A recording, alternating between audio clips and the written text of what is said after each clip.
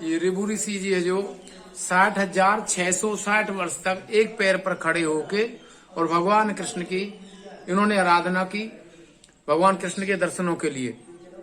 इन्होंने बद्रीनाथ में की थी। इनका नाम था ऋभु ऋषि।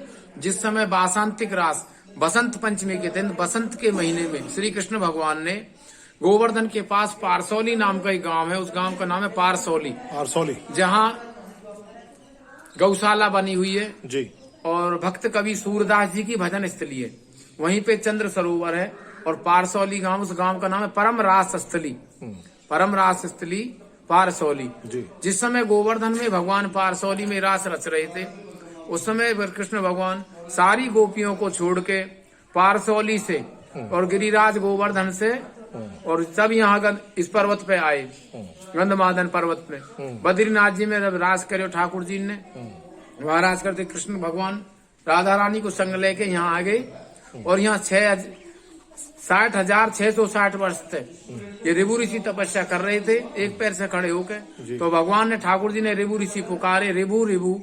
ऋभु ऋषि ने आंख नहीं खोली, ठाकुर जी ने अपनी छवि ऋभु ऋषि के हृदय से हटा दी। ऋभु ऋषि ने आंख खोले और ऋभु ऋषि प्रेम से गदगद वाणी करते भगवान की स्तुति करने लगे। ऋभु ऋषि तो ऋभु ऋषि ने भगवान की स्तुति करी। ऋभु ऋषि का जो शरीर था वो पिघल के एक नदी के रूप में परिणित हो गया, तरल पदार्थ के रूप में। और बहता हुआ वह तरल पदार्थ एक सामने मंदिर के नीचे, बद्री विशाल के मंदिर के नीचे जहाँ सीढ़ियां हैं, इस तप्त कुंड के जल में आकर के मिल गया, जिसको तप्त कुंड बोलते, तप्त सरोवर तप्त कुंड।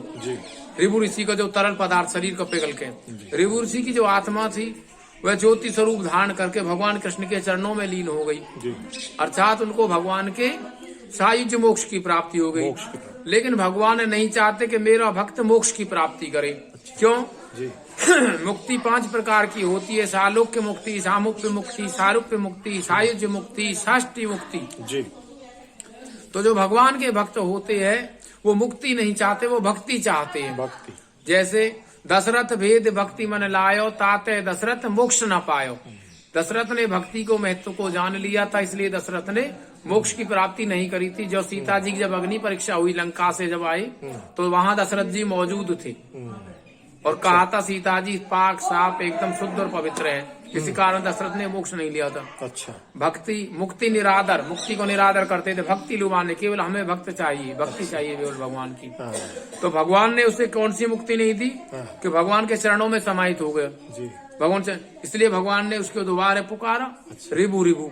तो ऋभु दोबारा भगवान के चरणों से एक ग्वाल बाल का रूप धारण करके, एक ग्वाल बाल का रूप धारण करके फिर से प्रकट हुए और भगवान के दर्शन हुए। भगवान ने कहा तो उसके कैसा स्वरूप था, एक हाथ में छड़ी थी, एक बंसी थी और गोप वेशभूषा थी और उसके सर पर पगड़ी बंधी हुई थी। जाओ ऋभु तुम सेवा करो और मेरे गोलोक धाम को जाओ, वहां मेरी गैयान को चराओ। तो भगवान ने ऋभु ऋषि को मुक्ति ना दे करके सेवा दी है। मुक्ति कैसे? कोई जन्म मरण से छुट गया, भगवान के चरणों में विलीन हो गया, ज्योति से ज्योति मिल गई, ये तो हो गई मुक्ति। और सेवा हो गई प्रत्यक्ष सेवा। तो सेवा से भगवान खुश होते हैं, अपने जो प्रिय भक्त उसको सेवा ही प्रदान करते हैं। भगवान जैसे रामचरितमानस में आई, सेवा सबसे धर्म कठोरा, सबसे बड़ा धर्म है सेवा का। तो मुक्ति निरादर भक्ति लुभाने, सालोक्य मुक्ति, सालोक्य मुक्ति, साष्टी मुक्ति। सारूप्य मुक्ति मतलब भगवान के जैसे रूप प्राप्त हो जाना। सालोक्य मुक्ति भगवान के लोक में निवास करना। सामीप्य मुक्ति भगवान के निकट में निवास करना। साष्टी मोक्ष भगवान की ज्योति में विलीन हो जाना।